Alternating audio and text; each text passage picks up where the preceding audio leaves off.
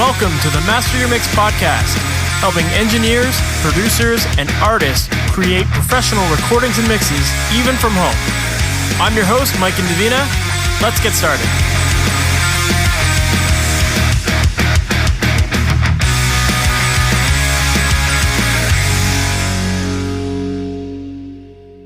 Hey, welcome to the Master Mix podcast. Thanks so much for hanging out with me today.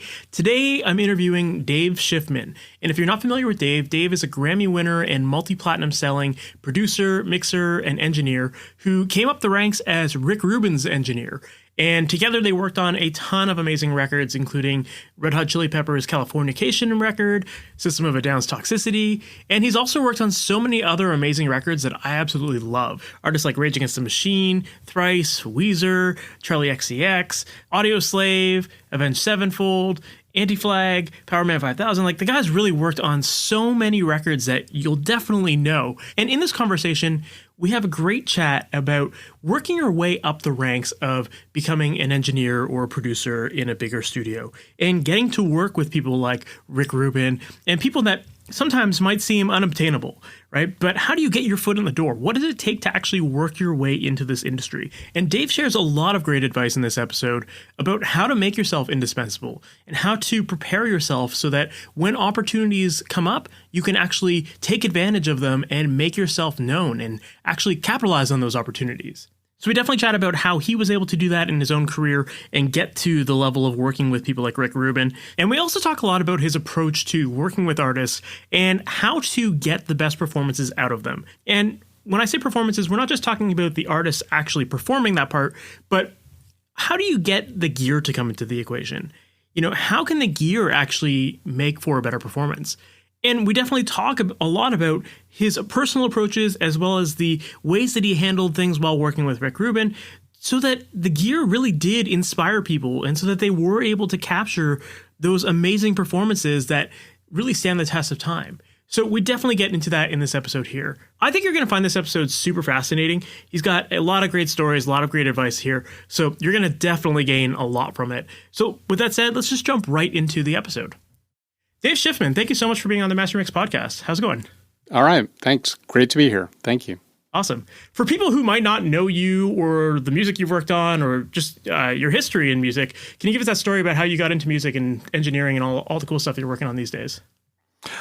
Well, to make a long story slightly less long, recording music was something that always kind of tweaked my interest when I was younger. Back then, it was hard to find a way in. There weren't the recording schools. There wasn't the internet, where you could go to YouTube and kind of learn and, see what it's really all about. So I had to figure out a way to get my foot in the door, so to speak. So I graduated college. I didn't really study music recording there. There were a couple of sound recording courses that I took. There were two, and they were a good background, but it wasn't really much. So I knew going in I was pretty green, but I was into it. It's what I wanted to do. The best thing I could line up at that point was through a friend of a friend. I got a job at a voiceover studio in New York City. And they did, radio commercials and industrials. And it was all voice. Like, there wasn't really music involved in the studio at all. But I figured at that point it was a foot in the door. It was, in a recording studio. It was just kind of exposure to the process, I guess. So I took this job, and primarily what it became was I ran the dupe room, which meant I would make copies of the commercial that they made, or sometimes people that didn't work in the studio would send over commercials to be duped. So they would hand me a little 1/4-inch reel with a 30-second spot on it, and they'd say, we need 300 copies of this. So I had I had 3 high-speed dupers. And So I had to run. So for 300 copies, I had to make 100 runs. And it was boring to say the least, and monotonous, and a pretty horrible job. But it was, like I said, it was a foot in the door. And the woman who managed the studio, we became friendly, and she had another friend who at that point was a runner at a real music studio, the studio called Skyline Studios in Manhattan as well. And we were talking one day, and she mentioned that her friend, I think his name was Bruce was going to leave Skyline because he got a job as a runner at another studio, the studio called Power Station, which back in the day was the best of the best. It was the studio in New York City. And I was like, wow, that's amazing. And then a light bulb went off. I was like, hey, do you think Bruce could tell you the day he gives notice over at Skyline? And she said, well, I'll ask him. I'll see. So she calls Bruce, and Bruce is totally cool. He's like, yeah. He's like, I will let you know the day I give notice. It's probably going to be sometime next week. And and do your thing. So sure enough, next week, the studio manager, Lisa, my friend, she intercoms me in the back room, and she said, okay, it's time. He gave notice. So walked over to the phone, called the studio, and I said, hey, just wondering if you guys had any runner openings. I'm looking for a job to break in. And the woman was like, you know what? Somebody just gave notice today. She's like, can you come down and talk to us? I was like, sure, I can be there in an hour. So I went down, interviewed, and got hired. I love that. And that was my in. I love that story. That's amazing. And Skyline was great because they really encouraged the runners to learn, and they made it so that there were times when they could come in and learn the room. The chief tech would do like a class, show us all how to align a tape machine or set up a mic and get it to run through the console and get sound out of it, learn like the signal flow of the consoles. They had 2 SSLs at that point. And just a general knowledge of just how the studio works and how they did, how they worked, because every studio kind of has a different way of how they operate. So that was really important. And that was part of why they were teaching us, because there was a way that they like to do everything. So this was the best way to show us. That's amazing. And that's such a rare thing, too, because I feel like a lot of studios these days, when you have runners, the runners are kind of just left sitting in the back of the room, just kind of observing things. And, they take what they get out of it, but it's not often that you get a studio that actually takes the time to teach people, okay, this is how we do it. This is our way, and that's such a rare thing. Yeah, absolutely. It's not something that probably happens as much anymore, for sure. It was a great opportunity, and there was a lot of observing as well. They would let you sit in on a session with, an engineer that there was a good rapport with the studio, who was chill and like, yeah, sure, he can sit in and check it out. So you kind of got to work in that way, and then you'd help the assistant set up the session or break down the session. So you'd see how, mics were set up and how to put them on stands, how to take them off stands. Real kind of simple things like that you think, oh, well, what's the big deal? But it kind of was, because if you unplugged a ribbon mic before it was, you could pop the patch bay, you could pop the mic. Or if you unplugged a tube mic before it was shut off, you could zap the tube. It's little things like that you just don't know until you know it. Of course. And even when you do know those kind of things, I think when you get the opportunity to work in a new space, like, you still want to learn, like, how do you guys do it? You know what I mean? Like, some of that stuff is the same thing no matter where you are. But like you said, that studio had their own specific way of doing things. So you kind of want to make sure that you're you're pleasing the people you're working for, and you're doing it the way they expect to see it, you know? Right. And I mean, just as an example, that studio wanted us to turn the tube mics off every night, but leave all the gear in the studio on.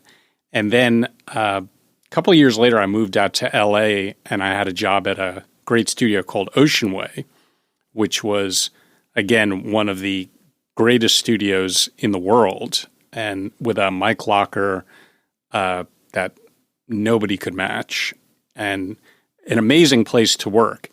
But they said leave the tube mics on and turn off all the gear in the control room. So there really isn't like a right answer. Every tech has an opinion. It's like, well, you turn that pull tech on and off all the time, it's a wear and tear on the tubes. So let's just leave it on.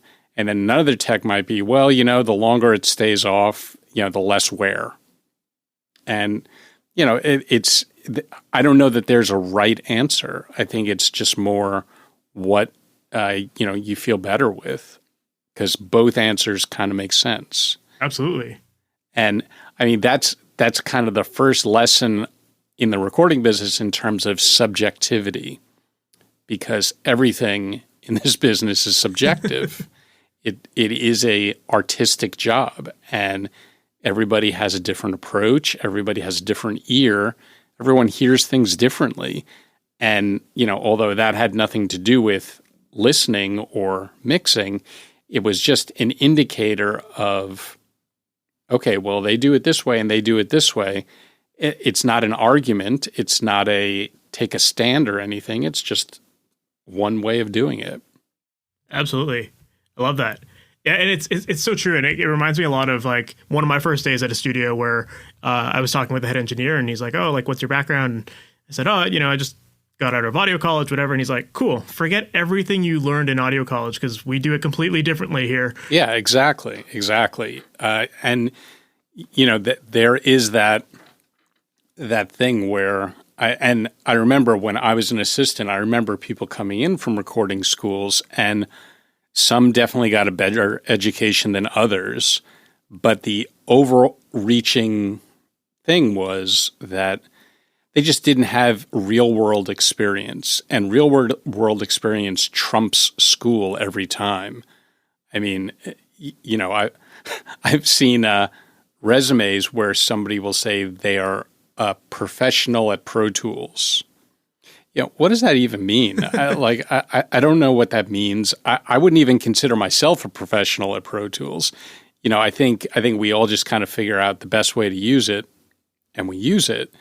But it was just a very bizarre thing to see. And you may know all the quick buttons and how to do this and how to do that, but do you know how to talk to the musician on the other side of the glass? Do you know how to talk to the producer? Do you know how to take direction when the producer wants it done a certain way? Those things are more critical because you can pick up the other stuff. But if you don't have that ability to communicate with somebody and to take direction and to do it and not to ask questions, well, then you become a problem instead of a solution. Of course. Yeah, I was chatting with Andrew Sheps recently, and he said, like, in regards to the Pro Tools thing, he's like, that's a given. You have to be good at Pro Tools if you want to work in a studio. It's all the other stuff that really matters. Exactly. And, the most important thing I'd say is, are you a good hang? Because you're in a small room with somebody for 12, 14 hours a day. They better be easy to get along with. Because if you aren't that person, if you can't do that, then this isn't the job for you, And I think back in the day, the studios were really good at being able to kind of filter those people out through the runner process.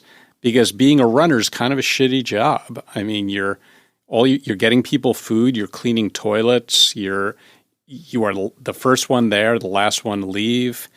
And there's no, it's not a heroic position. It is grunt work, but what it is it's a testing zone. it kind of shows, okay, are you willing to do what needs to be put in? And it's not hazing. It's just it's your mindset that's important. And people who kind of, like myself, who plowed through the runner experience and just kept their head down and just like, all right, I'm just doing it because, I'm looking into the future. I'm looking at, 2 years down the line or whatever, this is part of it. I get it. Those are the people who have a better chance of getting over and, accomplishing, as opposed to somebody who just like wants it right away and is like, oh, no, I'm not going to do that. I want to be producing now. It takes time. It's not something that happens overnight. Of course. Yeah, you can't expect that. And like, you're not entitled to that job. It's like you have to prove it. You have to prove that you're worth it. Yeah. You got to prove yourself. And, the prime objective of a great second engineer is to have your engineers back and, being able to say, hey, one of the overhead mics dipped a little bit. Do you want me to go take care of that? And not announce it across the room and freak out the drummer and the producer. There's a way of being subtle about things and just, making sure things go right and not necessarily basking in the glory of finding that. It's like, you're helping out, you're taking care of somebody, you're making sure that they look good, and in turn, you look good. So you kind of have to think about it in slightly selfless terms. Obviously your goal is to get past the assisting phase and become an engineer in your own right and a producer. But in order to do that, you have to find opportunity. You find opportunity when people know that they can depend on you and they trust you and you communicate. When you have that, people are more bound to be drawn to you and want you involved and part of the process and part of the project. And from there, it grows into, hopefully, more responsibility. Of course. And so I'm assuming in your case, that's exactly what happened, right? Yeah. I mean, that's what happened at Ocean Way. I got to Ocean Way. An engineer that I worked a lot with in New York City recommended me this great mixer producer named Kevin Killen, who did a lot of work out at Ocean Way. I told him that I was interested in moving out to California because I was dating a girl who lived in California and we were playing cross country for about a year. And at that point, the New York studio scene, it was becoming evident that it was kind of going away. Real estate prices and, rent had just kind of driven a lot of the smaller studios out of business. So it was all kind of happening in LA at that point, and maybe a little bit in Nashville, but really in the early 90s, it was really about LA. So he said, well, I'll recommend you to, I'll give you a recommendation for Ocean Way. Go talk to the manager when you're out there and see if you can pull something together. So the next time I went out, I went to Ocean Way and met with the studio manager. At that point, Jack Waltz was his name. And it was great. They were just putting in a brand new SSL at that point. The biggest SSL in the country at that point was 100 inputs. It's a massive thing. And this was their first SSL. They didn't have any at that point. So my whole pitch was, well, I can work the SSL room for you. It's like, that's the studio I come out of is 2 SSLs. That's where I'm fluent. That's where I'm comfortable. That's where I can really, do my thing. And he's like, yeah, that sounds like a good idea. Okay. All right. Well, let me talk to Alan. That was the owner, and I'll get back to you. I was like, okay, fair enough. So about 2 weeks later, I like, wow, what's going on? I was definitely getting a little anxious about it. So I made a follow-up call to Jack. I was like, hey, just checking in, see if you guys had thought it all about, this as a possibility. And Jack goes, oh, yeah. Hang on a second. And he puts me on hold for like 15 minutes, just disappears. And I'm just like, do I hang up? Do I, what is going on? Are they having the conversation right now for the first time? That's what I'm sure what was happening. So he finally gets back on the phone and he's like, yeah, okay, I guess we can use you. When can you be out here? And I said, I was like, wow, great. I said, I just need to tie up some loose ends here. I got to give notice to my job. I got to pack up my apartment, and I actually got to get out there, drive out there. So I was like, can we do it next month? And he said, all right, next month. Sounds good. Stay in touch. We'll see you then. And like, great, I'm in. So 2 weeks later, he calls me and he's like, where are you? I thought you were coming out here. I was like, yeah, I'm still kind of buttoning stuff up here. I'm on my way. He's like, okay. He's like, get here as soon as you can. We really need you out here. We're swamped. So I finally got out there, started working. I ended up maybe doing 2 or 3 sessions on the SSL. Like, I got thrown into the deep end on these great old vintage Neves that were in every other room. But it was amazing. Like, those consoles are magical, and you're really a part of the session back then because the assistant was running the tape machine. Ocean Way had these notoriously tricky tape machines, these old ATR 120s that looked like washing machines. They were beasts that punched so weirdly. Like, the punch in was fine, but the punch out, instead of punching out on the downbeat, you almost had to punch out on the and before the downbeat. You had to anticipate the downbeat in order for it to be a clean punch. So most engineers who walked in for the session would turn the remote around and give it to the assistant, be like, I'm not dealing with this, you deal with it. So, which was great because it was really amazing to be that much part of the session. You're sitting there interacting with the musician, with the producer, with everybody, and you really feel like you're part of it and you're doing something. That was invaluable because you're really in on what's going on and you just learn so much. So I was there for about 1.5 years. Towards the end, I was working with an engineer named Richard Dodd, who's based in Nashville.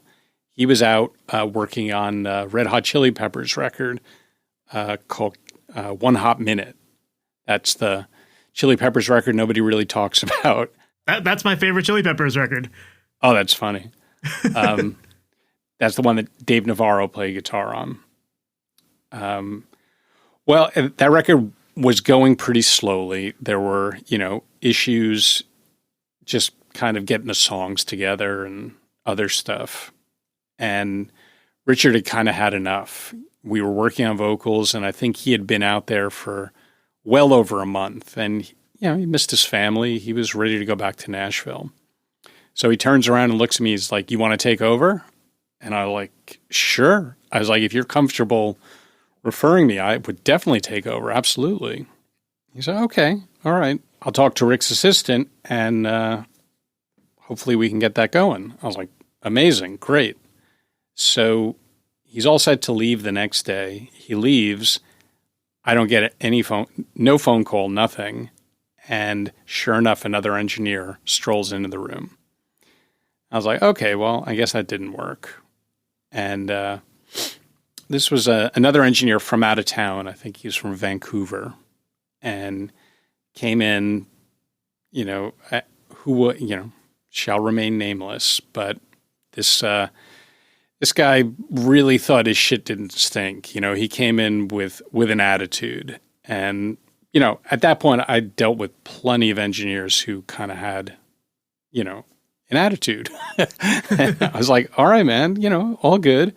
So, we're about to start vocals, and I turn the remote around towards me like I have done normally on every session. And he looks at me and he's like, "What are you doing?" I was like, "I'm going to run tape." He's like, "No, you're not.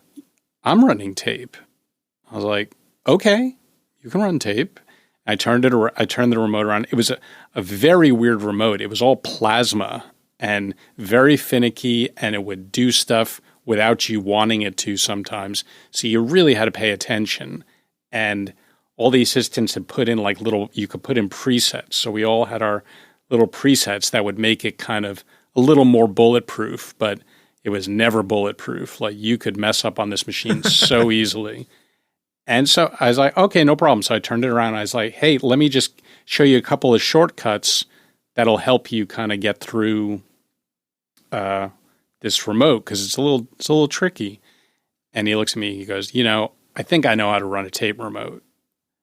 And I was like, okay, no problem, man. You got it. So I turned around, went to the back of the room, sat down on the couch, and he promptly buried himself. I mean, he just would have 2 tracks in record at the same time. One track would drop down a repro. Everything else was in sync. It was a mess. And, he got really agitated, kind of lashed out at the wrong people. He did not last long. I'm pretty sure he was gone the next day. And then there was just nothing. There was silence. And Richard, in the interim, Richard Dodd had been mixing stuff here and there when we were doing vocals, and Anthony was kind of in and out at that point.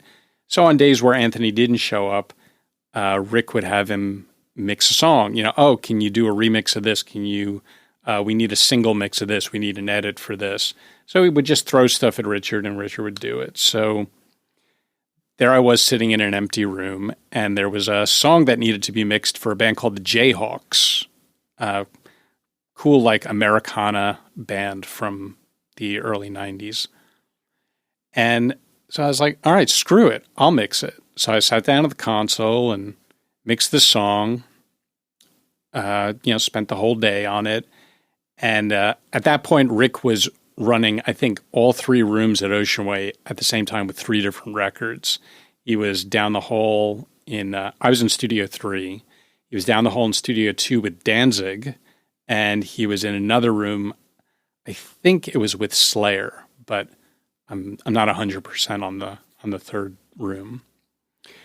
And so I saw him walk by, and I went out to the hallway. I was like, hey, Rick, there's nothing going on here today, so I know you guys needed a mix on that Jayhawk song, so I did one. And, you can use it if you like. And he said, burn a cassette. That's right, a cassette. And come down to Studio 2 and play it for me. I was like, okay, great. So burned a cassette of the mix, wiped the sweat off my palms, walked down to Studio 2, popped it in the machine, and we sat there and he listened to it. And he listened to just about the whole song. And then, he waves to me to turn it off. I turn it off. He's like, okay, cool. Thanks for doing that. And that was it. Like, I was like, okay, you're welcome. And I walked out, went back to the room, and I was like, well, what was that? I had no idea what was going on. So I just kind of shut down the room and left for the night. And then the next morning, Rick's assistant calls me and says, so they're moving to Sound Factory to do vocals. Can you go with them and record it? I was like, yeah. She's like, great. Be there at 5:00. And that was the beginning. And I stayed with Rick and made records with him for the next 10 years. That's amazing. And got to work on a lot of amazing records, amazing artists. It was really baptism by fire at its best. It was really into the deep end. And it was amazing, invaluable, and really helped shape my career to where it is now. I bet. It just from your story already, there's a lot to take from it, just in regards to your proactive approach to things, just asking the right questions, paying attention to the details, and, taking advantage of an opportunity like that to just do a mix and just see what happens, and like all of that stuff, I think really goes to show, what's kind of needed to make it as a professional in this industry. You have to take those opportunities, because if you don't, you're sleeping on them and you're going to miss out, and someone else is going to jump on those things. Absolutely. But the other important thing is that you're ready to take advantage of those opportunities. I was in a situation where, I was feeling confident in what I was doing at that point.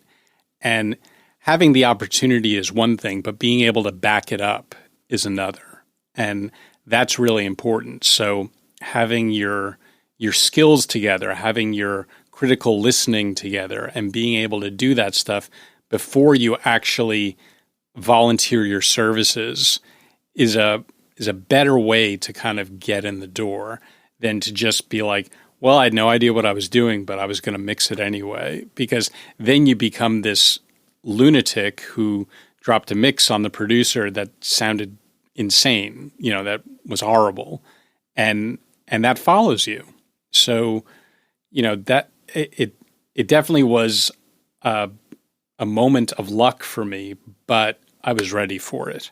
So how did you build that confidence, though? Because so many people have that imposter syndrome feeling that keeps them paralyzed, and that they just never believe that they're good enough to even try to take advantage of some of those opportunities. So was there like a moment in your career where you were kind of like, I'm good at this, I know I'm doing this right? Like, the imposter syndrome never goes away, just so you know. And, thinking that I'm good at it, I don't know that I ever said to myself, oh, I'm good at this. It was just, I'm getting through this, and I think what gave me the confidence to do it was I'd recorded a bunch in New York before I came out, and I'd mixed a bunch. So I was somewhat comfortable in my mixing abilities at that point. And I knew what Richard was doing in terms of like how he was setting up a mix. So I definitely took some plays out of his book to get it there. So it was consistent with what Rick was hearing. So that helped enormously. But I think knowing that, instead of going my own direction exclusively on a mix, I think was a better way to kind of sidestep in. I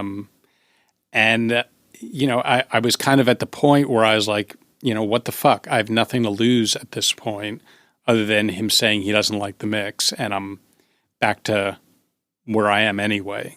So it was, it wasn't like the imposter syndrome went away. It was more like I just pushed it into the closet for a couple of hours and just, ignored it. But, I can't speak for everybody, but that feeling doesn't go away. I think with people who love their job and who are passionate about what they do, I think that's something that always lives in the back of your head. Of course, especially when you get the opportunity to present your skills to a major name in the industry. You're always going to have that feeling of intimidation that goes along with it. Sure. Look, anytime I send out a mix, I have that, not imposter syndrome, but there's that moment of, oh my God, did I completely miss the point on this mix? Did I completely fuck it up? What am I doing? And there's always that self-doubt creeps in, especially on the first song of a whole record, because, at that point, you're kind of feeling out your artist, what do they really want? Because, a lot of times somebody will tell you what they want, but that isn't what they want, and it's up to you to kind of interpret that and to understand this is what he means by warm.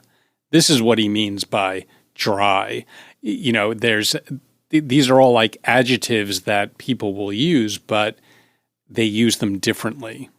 So there's the learning of the vocabulary, which is, which can be, important and tricky sometimes. Absolutely. Because, you got to get on the same page in order to push through something. I never expect to send out a mix and for somebody to call me back and go, "Oh my God, it's perfect. We're done." Like I just don't.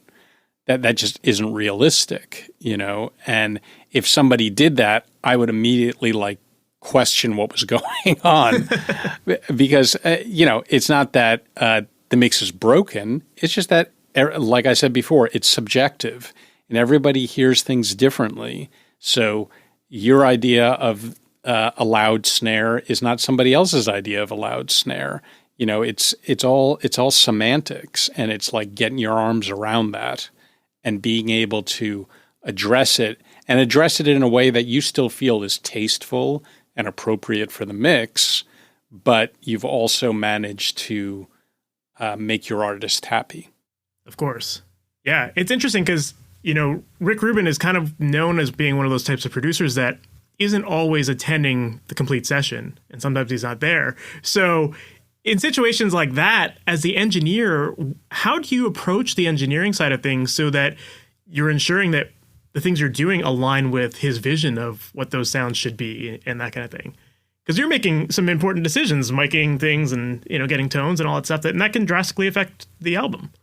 Yes, absolutely. And it takes a certain artist to really work in that world. I think there's a lot of trust that happens there. And there's a lot of trust that had to happen between Rick and myself. And, there was a confidence. And that doesn't mean it was always right. But there was the confidence that, okay, well, if it's not right, we'll figure out how to get it right. And, one of the benefits of working with somebody like Rick is there's really not a budget and there's really not a time frame. It's, and I heard him say this, dozens of times, it'll be ready when it's ready. It'll be done when it's done. And, that's his mantra. And if you're not on board with that, then you're going to be really frustrated making a record with him. You have to be in that mindset.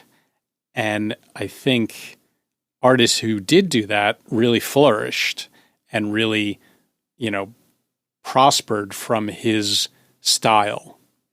And what was great for me was, that was really kind of throwing me the ball. And and that trust between Rick and I transferred to a trust between myself and whatever artist we were working with.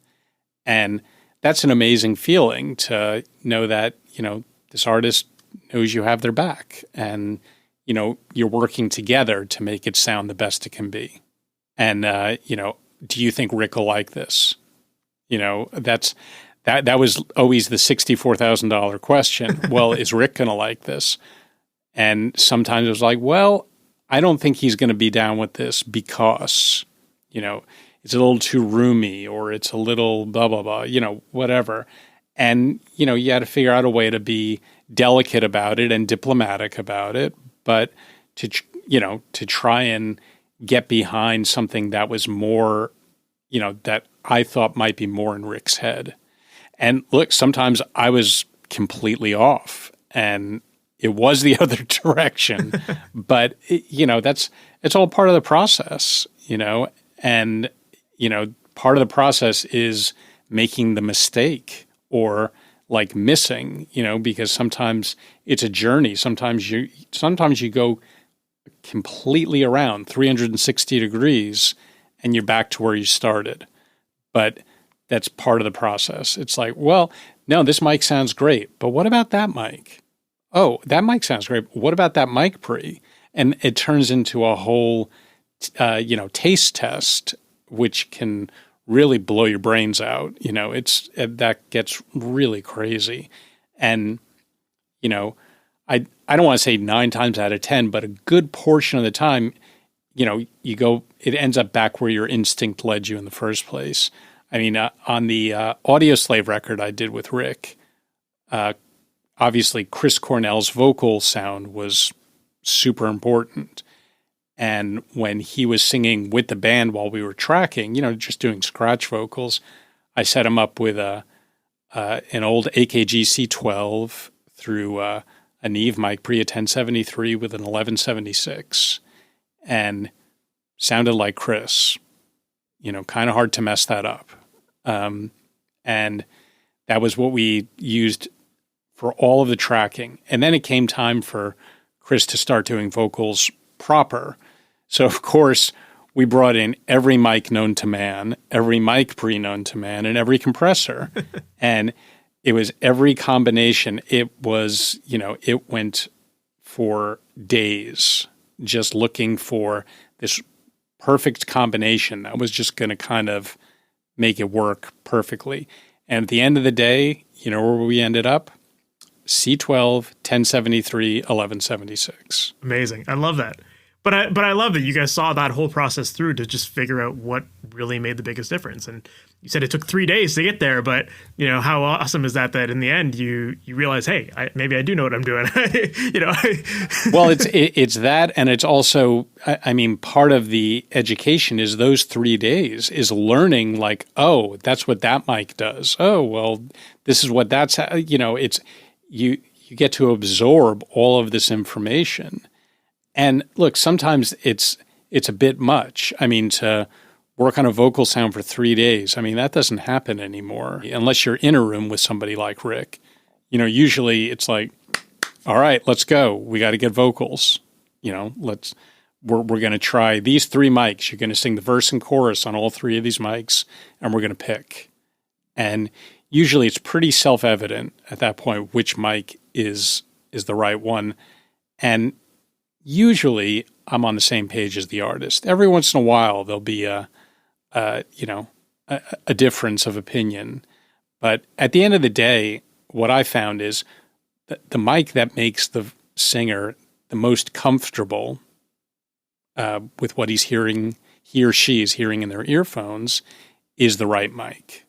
Because whatever's going to get the best performance is the right mic. It's the right vocal sound. And if it's not the most fantastic fidelity, well, you work around that. You make that work. Well, that's interesting because I was going to ask about that. Like, I'm sure that there's a bit of a psychological side of that as well, where when you're experimenting with all the different signal chains and stuff like that, you're going to run into some singers that are just exhausted by the end of doing that. And like you may have gotten away from getting that perfect performance that you could have started with, right? So exactly. So how did you guys manage that then? Was it just a conversation with the singers that like, are you cool with us just going through this process, or were you just feeling it out in the moment? How did you guys make those decisions? Well, in the case of Audio Slave, that was just part of the process. And, I don't think Chris minded at that point. I think he was definitely interested in kind of where it could go. But I think when you're talking about smaller budget records where you're under more of a time constraint, I think you don't want to pull a singer out of the moment because, time is money in the studio. So I try and make those experiments to the point. Like I said, I'll put up 2 or 3 mics and not do the whole song and really just kind of go with my gut. A lot of, and I think that's part of it also is, going with your gut, going with your first thought. A lot of times that is the right way to go. That's not to say that sometimes going back and redoing stuff because you missed it or whatever is a bad thing. But I think, when you work from your gut, I feel like you get better energy off of an artist because you keep things moving, you keep it fast, Absolutely. Yeah, that's definitely like a common thread that keeps coming up on the podcast is people saying, even from a mixing perspective, it's like, don't listen to the song over and over and over again. Like, try to work as fast as you can just to get those gut reactions and, get that musical inspiration in your head and get it to come through your speakers. So, from an engineering perspective, it's the same thing a lot of the times. Yeah. And, when I produce, I'm usually engineering as well. So, it's a double hat there. Part of me is like, okay, I really want to make sure this sounds right. And the other part of me is like, they're ready to sing. We need to sing. We need to start singing. Time to get in there and get this performance. So it's about balancing the two. And it's about, being familiar with the tools in front of you. If I go into a studio, say, Dreamhouse, for example, I know the mics that I like in Dreamhouse for vocals. There's like 3 or 4 mics there that one of those will usually do the job. So if I can get those mics up and be able to check between them pretty quickly, I can almost do it now to where the singer's just talking on them, because you immediately kind of hear how the timbre of their voice is reacting to the mic. And, that a solid 85% of the time, just them talking on it, I'm like, that's the one. But again, it all comes from, this is all from experience. This is all from, putting up a vocal mic hundreds of times and, listening to a vocal chain hundreds of times and just knowing what it's going to do. That makes sense. Yeah. That makes sense.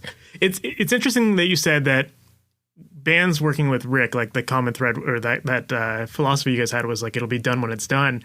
And you said that the bands that leaned into that were typically the ones that got the best results out of it.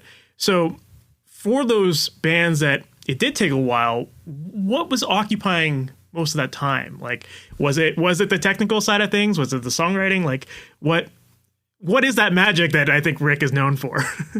Well, I never thought of Rick as really technically minded. I think Rick just knows what he likes. When you hire Rick for his taste and for his perspective. So whether that is how things are sounding, or the song, the lyrically, or the song structure or parts, it all kind of plays into it. And all those parts are important. At the end of the day, the song's got to be good. And I don't think we ever went into making a record where the songs weren't ready. It was just, how do we elevate them to the next level? And part of that process for Rick was to find all the different options, look for different ways to approach it, and see what works best and see what raises the level of the song. What's best for the song, what serves the song. And that's another, important part when you're working with bands, trying to impress upon them that, well, you may have the most amazing bass part ever, but if it doesn't fit the song, then it's useless. It needs to, everything needs to be subservient to making the song great. So if the bass part's too busy for the song, then the bass part's too busy and it's not right. And that's a point of clarity that younger bands sometimes don't get. And there's people need to hear what I'm doing. And it's like, no, they don't. They need to hear what you guys are doing as a band. It's not about the individual. And that's where bands can really kind of falter, is where things just get too busy and too, I need to hear more of me. I need to hear more of me. I need more snare. I need more guitar. I need more vocals. You have to be able to look at it as the song. Yeah, 100%. I love that. That's such a great point, because so many people are, just so fixated with their own instrument and writing up the coolest part. And if you forget about the fact that you're writing a song, then it'll just destroy everything. I remember I'm a drummer, and I remember one of the earliest lessons I learned with my teacher was, I used to think drummers were like flashy people that can play all these technical things. And I remember like the first album he gave me was like this Weezer record, and he said, just learn it. And I was like, it was like, I was maybe drumming for a month. I was like, how am I going to learn a whole record? And he's like, listen how simple this is. And like, that's why these songs are good. They're just like that first pattern that we learned on day one, just they're done with feeling, you know what I mean? And like, that's the reason why these songs sound so good. And, it just really made a light bulb click for me that like, you don't need to be flashy to make good songs and to be a good drummer or, a good guitar player or whatever. I mean, quite the opposite. To me, a great drummer is groove and feel. And it's less about how flashy they are. It's more about just how they lay down that feel, because everybody reacts to that. Everybody plays off of that. And if the drummer is doing this crazy complicated pattern with lots of like polybeats and sub shit, it eats up all the space. It's like, where do the other parts go? And that's where you really have to get people to listen to each other. Like, well, that drum part's fine, but let's look at your kick drum pattern for a second. What are you playing? Okay, now what's the bass playing? All right, do you see how that doesn't line up? Do you see how like that you guys are kind of fighting each other? Let's find a different kick drum pattern that works with this bass line. Or the bass line's too busy. Let's find a way to simplify this bass line so it punches harder with the drums, if that's what we're looking for. Again, all subjective. It all goes back to, what it is you're looking to get. Of course. But at the end of the day, everybody kind of has to know what everybody else is playing, because you want it all to mesh in whatever way you're looking for it to mesh. If you're looking to make a super busy, frantic record, well, that's fine. That's what you're going for. Great. Well, let's figure out how to do that in the best possible way. Of course. Yeah, I love that. Speaking of records that have great groove and that really everyone seems to be totally in sync. One album that you worked on that I absolutely love is System of a Down's Toxicity. And to me, that record is like, it's not the simplest record by no means, but the complicated parts all work super well together. And it's like, that's a band that seems to have really refined that process of making everything work together.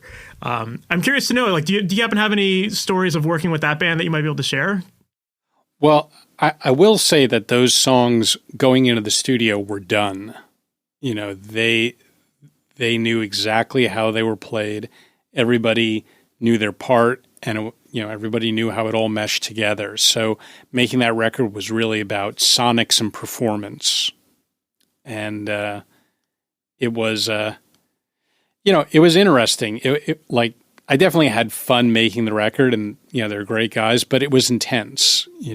There was a lot of headbutting during that record, but I think all for the better. I think it provided a great record, but it was a slog getting there. And that record was all done to tape. We would use Pro Tools here and there to fix things, to maybe like if there was a drum fill that was like, oh, it's so close, we would drop it into Pro Tools, fix it, and then we'd punch it back into tape. And so everything stayed on tape. It was a different world, What else can I share that's not R-rated? It was a fun session. There you go. Yeah, look, it was fun. There was there was nothing nefarious going on. It was just a rock record, and we had some laughs. It got intense. It got less intense. It got more intense. It was a great experience. And I'm sure all of that is what contributed to the album sounding the way it did in the end. Absolutely. And just kind of how that band works as a unit. They knew each other really well, and they were in sync. And a lot of it was played live because of that. Because like John and Darren really were in sync, and it was really important that they played together to kind of lock down the groove and lock down the parts of the song. And I mean, John played that without a click. There's no click on that record. Yeah. So it was really important that everything felt good together, so, because I'm sure there are tempo fluctuations, but the trick about a tempo fluctuation is if everybody fluctuates, then it's not really a tempo fluctuation. Fair. It's just it's a feel, it's a change, it's a groove alteration, Would you ever get into like tempo mapping songs and editing them at that point, or was it all pretty much just no editing and keep that live feel. There was no Pro Tools at that point. Fair, yeah. That was we made that record in 98, I think, or 99. And Pro Tools was becoming part of sessions, but it was not part of that session. It wasn't really something that that they wanted, or quite frankly, that they needed. I think when it came time to do vocals, I think we recorded that into Pro Tools just because of the ease and the ability at that point, where you could do, tons of tracks and you could comp from that. So I'm pretty sure we did vocals to Pro Tools. Cool. But the rest of it was all on tape. Very cool. Another record that you worked on that I really love the sound of is Jimmy Eat World's Futures record. To me, that's my favorite record of theirs. And one thing that stands out to me on that record is the guitars. Like the guitars sound so heavy on so many of the songs, but even though they're heavy, they still are so clear and defined. Like you can really hear the notes coming through.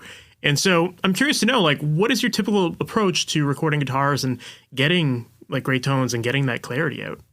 I think what made that record heavy was the drop tuning. I mean, I think we were drop G or something. I mean, guitars were tuned super low.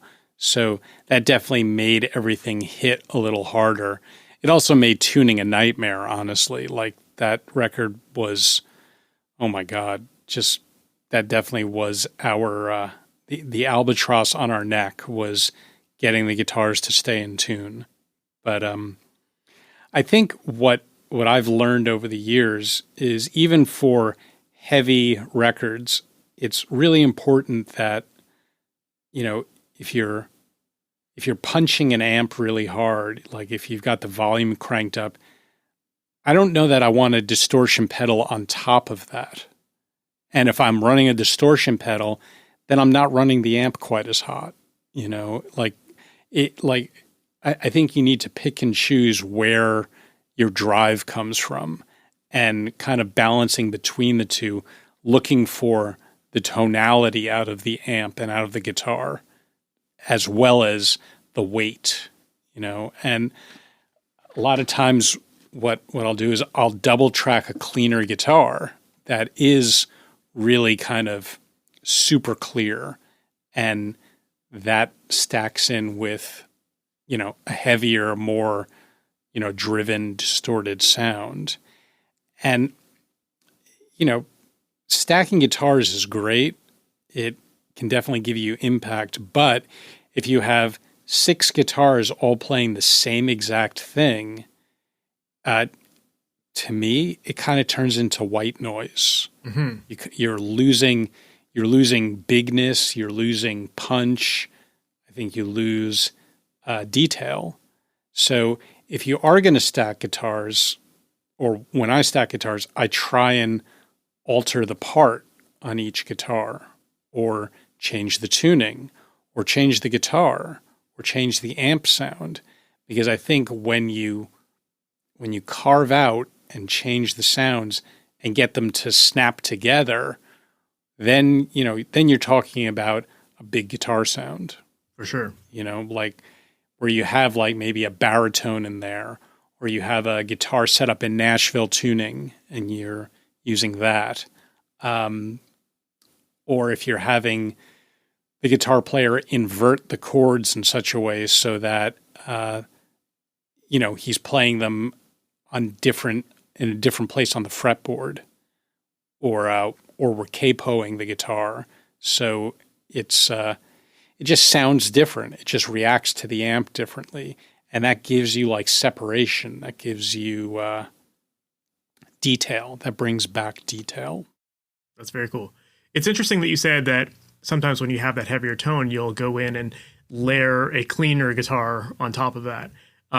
Any specific reason why you would choose to basically re-record the guitar with a cleaner guitar as opposed to maybe splitting the amps and blending like a super clean sounding amp with a super dirty amp? Or is that something you ever do? Yeah. I mean, I'll definitely do that. Like I'll have 2, maybe 3 amps going and I'll combine them down to one sound, or I'll do like the dirty clean thing. But I think my feeling is that you play differently when you're playing to a heavy sound and when you're playing to a clean sound.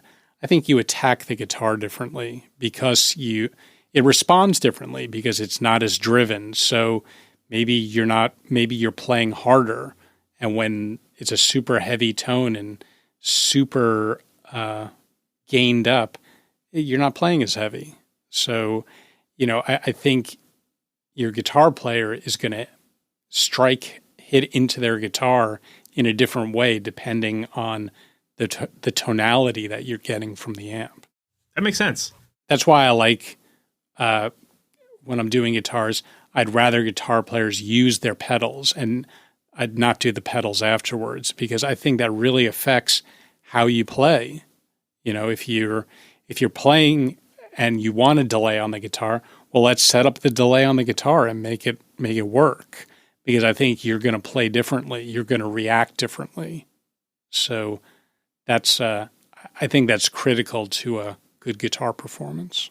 Of course. So that's kind of like one of your little tests at the beginning is just like getting someone to start pretty dry and then seeing how they play and then adding those effects afterwards, or?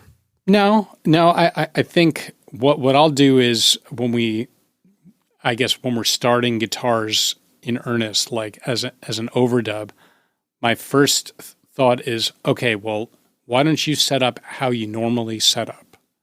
Like your guitar, your amp, your pedals, and let's see what we have under the microphone. And bring it up under the microphone and go, oh, okay, that sounds cool. What if we tried this telly over here instead of the Strat? Let's see what that sounds like going through your chain.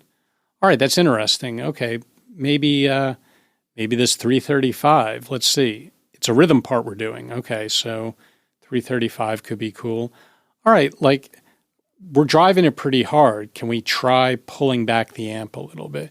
And you just kind of like, you pick away at it, just looking for ways to make it work better or to sit better, within the track. Sometimes, though, I will say sometimes a player puts up their stuff and it sounds great. And it's like, okay, let's roll, I think being open to that is important, and not that, oh, well, we have to do it my way. I think as a producer, you have to be open to things sounding good before you've put your little thing on it. Of course. I think people are always very ready to say, oh, well, I do it this way. Let's do it my way. I think if you're trying to get the best representation of that artist, you want their input above everything else. I don't think there's a Dave Schiffman sound, and I'm glad that there isn't. I know that there are other guys out there where you can spot their record, 5 seconds in. I don't feel like that's the case with my records. I feel like they are very true to who the artist is. That's amazing. And I think that to me is more how I like to make records. I think if you make every record the same way, it's basically assembly line. It's like cookie cutter. And that sounds really boring and repetitive to me. Yeah. And it kind of goes back to what we were talking about earlier of just like you learn through that process of hearing different things. Absolutely. And someone might come to you with a chain that you've never used before and you're like, oh, this is cool. Like I can't imagine when Garth Richardson was working on Rage Against the Machine's first record, I can't imagine he was like, okay, let's go down to like DI and then we'll add our own track. He's like, no, this is your sound. Like, keep it, Yeah. No, absolutely. And I think it's important to remain open to learning new things from each record you do, because everybody's kind of has a slightly different approach. And sometimes it's like, oh, that's interesting. I've never tried it like that. Cool. And, you take away a little thing here, a little thing there, and you just put it into the repertoire. It's like, oh, you know what?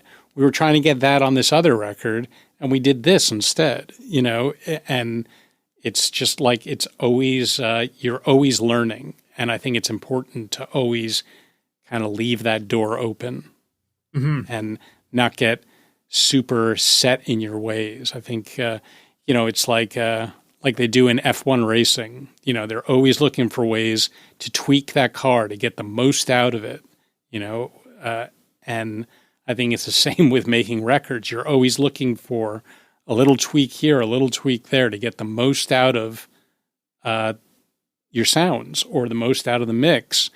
So that's, being down to try new pieces of gear or try a different way of recording something. It's just always kind of staying open to stuff like that. Of course. And then at the end of the day, as long as the artist is inspired with the sounds that they've got, then they're going to give you those performances that the songs need. Yeah, that's right. Yeah.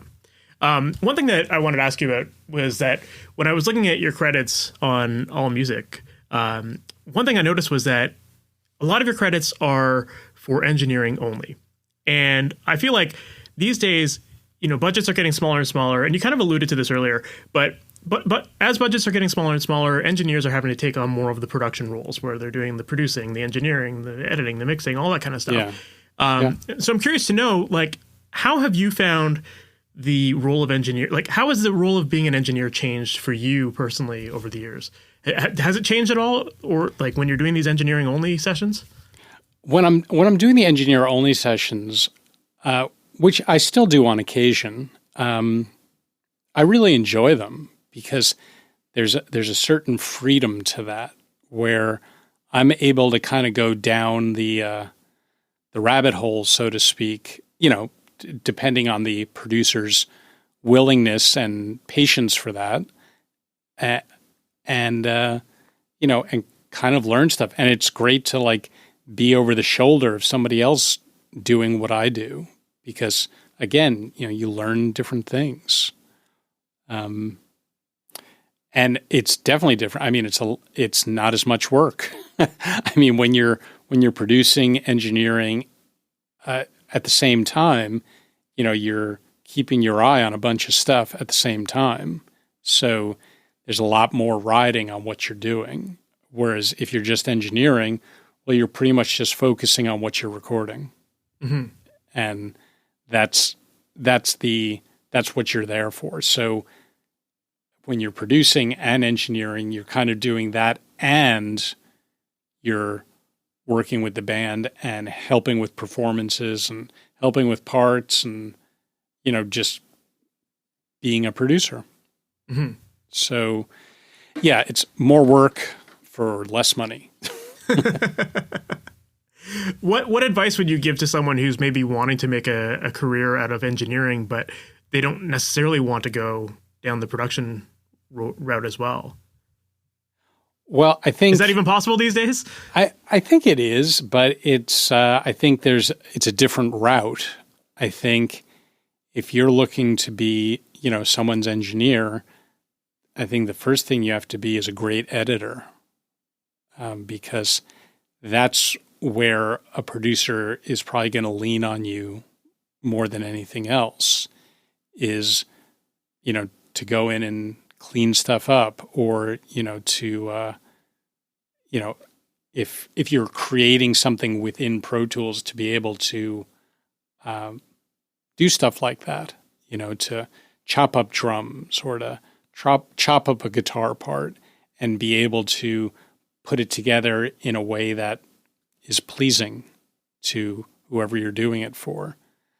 And I think that's kind of a good way in. And another way in these days is, the advent of Atmos is kind of taking off, and I've started to mix in Atmos as well. And I think it's great fun, but there's a lot of technical differences between Atmos and stereo mixing, and delivery is a little bit more tricky because there's no mastering involved. So you're turning in what's being uploaded to the DSPs. So there are, pretty rigid requirements about how you turn it in. So something that I'm seeing guys around town doing is they are hiring themselves out to do delivery prep for Atmos, delivery prep and also mix prep. And that's a great skill to have. So if you haven't learned about Atmos yet, or you haven't, investigated it, I would recommend checking it out. One, because I think it's a really cool medium that I don't think is going away. I think it's only going to become more immersive as we go. And two, it's definitely a way to create some more work for yourself. Mm-hmm. I love it. Yeah, it kind of ties back to one of the earliest things we talked about, which was just like taking advantage of those opportunities and having that preparation and being ready for it. And so if people are hungry to be an engineer these days, it's like there's this kind of wild west of Atmos world that people are starting to get into, and not everyone understands it. So if you can jump all in and understand this thing, there's a lot of opportunities there. It's just there definitely are, and it's one of those. The technology is changing literally every day. Like there are updates constantly coming in, and it's getting better and better, and it's getting.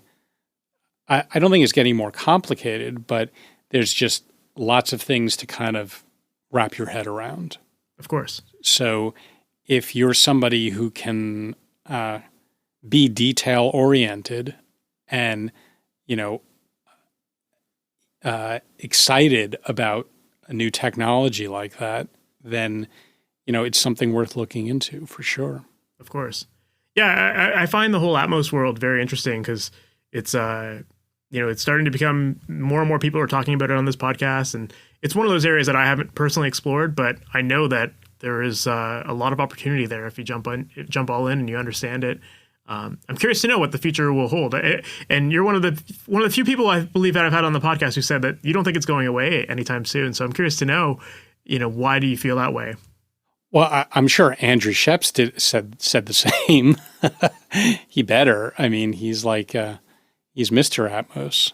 I don't think it's going away because I feel like this is kind of the first format change from stereo that you can carry around with you. You can put in your earbuds and you get it. I think in that regard, it's different. I think you also have a $2 trillion hardware company that's behind it and wants it and wants to get to a place where everything they do, kind of works with everything. It's all integrated. So VR and gaming is very Atmos-centric. And in order to work music into VR and gaming, it needs to be Atmos as well. And I think that was kind of the beginning of where it started, possibly. Fair. Yeah. No, that's a really good point. Like I think a lot of people have said, the people that I've spoken with that have said they think it's just a fad. It always gets there's a caveat to it, which is that like they think it'll last in film, but maybe not like traditional music, like, people listening to music the way that most people do now. But in film, it obviously makes sense to have Atmos mixes and that films will be presented in Atmos sound. But I like what you brought up there of the gaming industry, because that's such a big market. I mean, that's a bigger market than the film market. And I mean, they've been doing Atmos for film for years. I mean, this is not a new technology in the film world at all. So the music side is fairly recent. I mean, Apple rolled it out in May and honestly did a pretty horrible job of making the public aware. I mean, I would still say most lay people I talk to about Atmos have no idea what I'm talking about. They're completely clueless as to what spatial audio is. So I feel like the people who do it have become something of an ambassador to spatial music. And what I try and do is anybody I know who hasn't heard it before, I'm like, come over, let me play it for you. Check it out, and nobody has left my studio saying, oh, whatever. I mean, I've had people listen to Atmos mixes and tear up. I mean, because it can be emotional, because it is so enveloping. It's so immersive. I mean, there's one of the benchmark songs that a lot of Atmos people will play back on their system is Elton John's Rocket Man.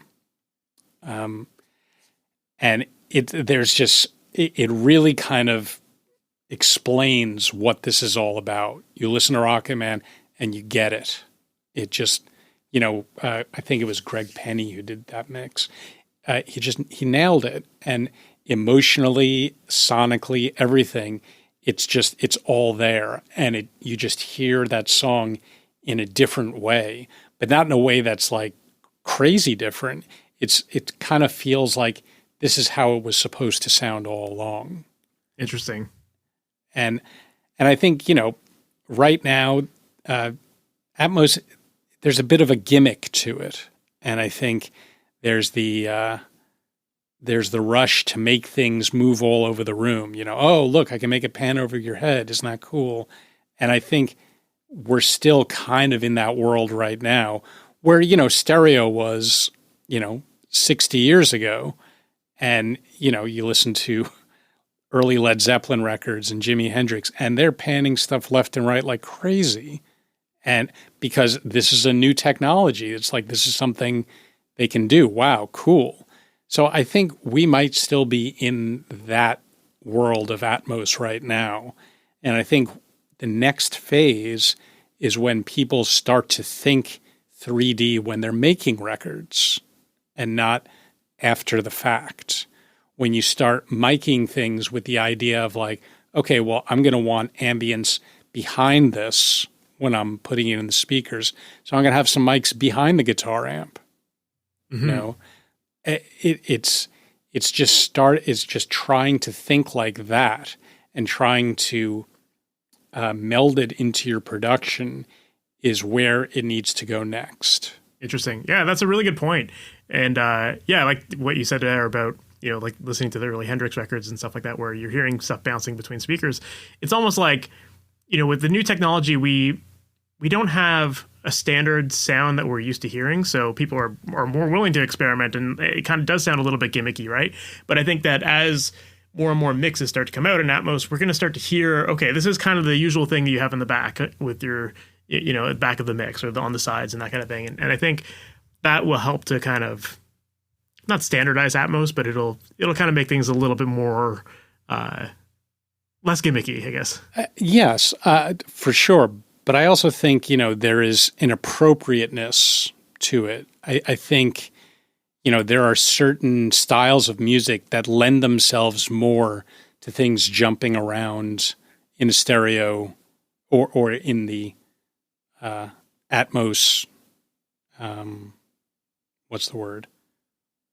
In the sphere. spectrum, the sphere, yes. The atmosphere. And there's other styles of music where it's pretty much a band.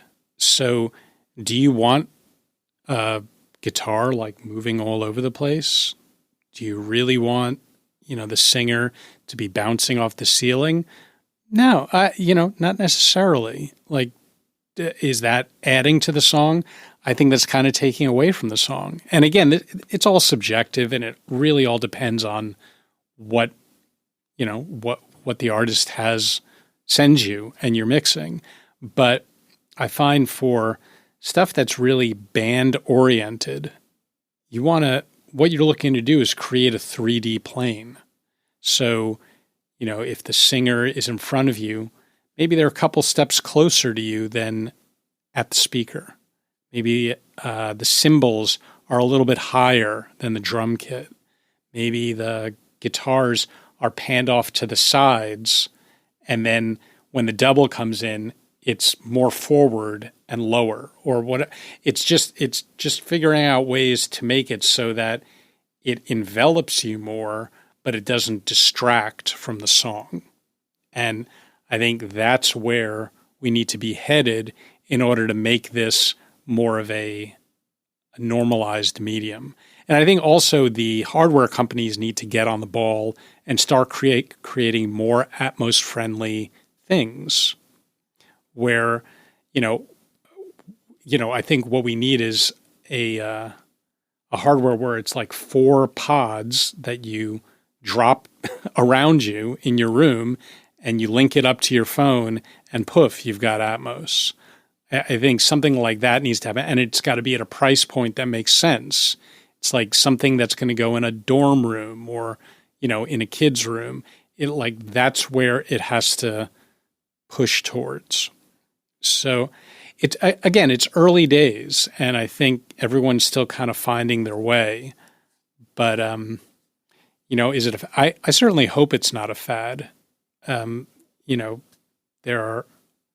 There's certainly reasons to think it could be, but my feeling is that this is going to become more normal and more rote, 3 or 4 years down the line. For sure. Yeah, I mean, you're right, though. As companies are making it a lot more accessible, then, yeah, you're going to start to see a lot more people getting into it and trying it out. And, with that becomes the standardization of it, And it's also interesting, too, when it comes to Atmos, because I feel like we're at a time where we're also seeing the complete opposite side of things, where there's more and more there are more and more mono devices being used these days, and with little Bluetooth speakers and that kind of stuff. We're kind of moving a little bit more to mono in that respect, and so it's kind of interesting to see how we have these two extremes of one channel versus many, and it'll be interesting to see how people adapt to it.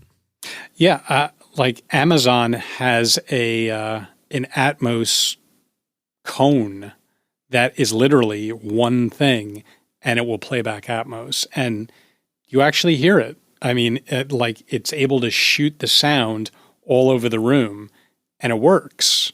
So in terms of easy to carry around, you've got it right there. And a little known tweak on the iPhone is that if you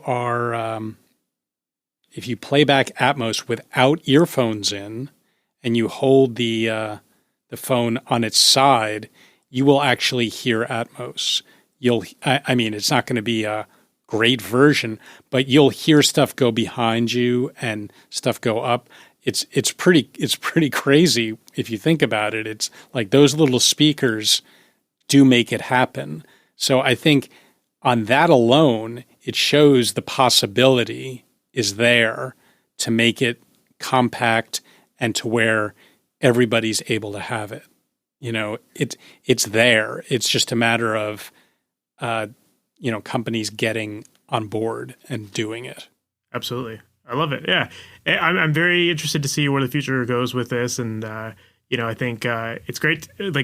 You're one of the few people I've spoken with who has actually given me a really great perspective of, the idea of approaching a mix in Atmos and all that kind of stuff. And I think it makes a lot of sense. So, I'm definitely interested to hear more of what you're doing in Atmos in the future, and obviously seeing where the technology goes with it as well. And I think you touched on a great point earlier of this is just a really good opportunity for people right now to be jumping all in on this and applying themselves. And for the engineers out there who want to do it, this is that time, right? It's yeah, absolutely. And there's tons of tutorials online.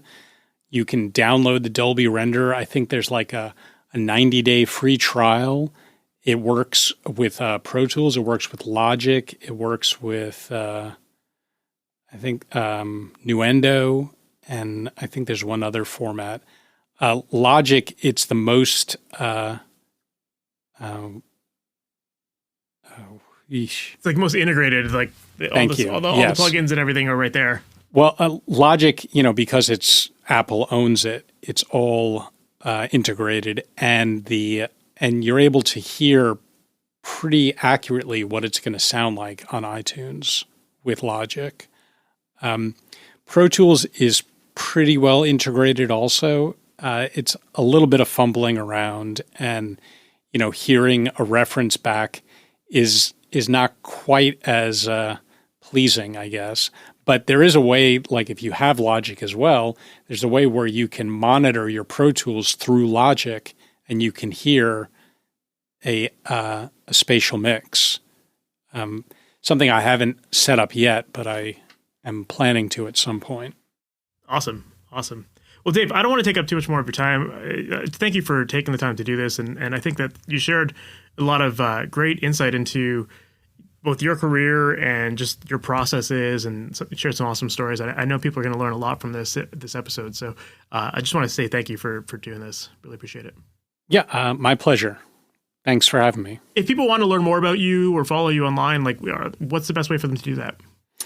Well, you can go to, what is my website called? It's daveschiffmanmusic.com, or you can go to Jaxsta, Jaxsta, which is this great credit service, and that'll have a listing, and that's also a way to get a hold of me. You can also email me through my website or Instagram. I'm always kind of keeping an eye out. So, hit me up. All right, that was my interview with Dave Schiffman, and I really enjoyed that conversation. And I thought it was really interesting to get some insight into how he was able to work his way up the ranks as an engineer, and how he was able to get in touch with guys like Rick Rubin and start working with him. And I think that there was a lot of great stuff to take from that, as far as, being prepared, jumping on opportunities, creating opportunities, and just your overall ability to be a good person in the studio that people want to be around. Because it was all of those things that he was doing that led to him having such a great career, because he made sure that he was contributing to the sessions, he was providing a positive attitude, he was doing his job properly, he was paying attention to all of the details that the producers and the engineers wanted, so that he really was indispensable. And when those opportunities came up for him to help someone, he was the perfect person and he could jump in and take over.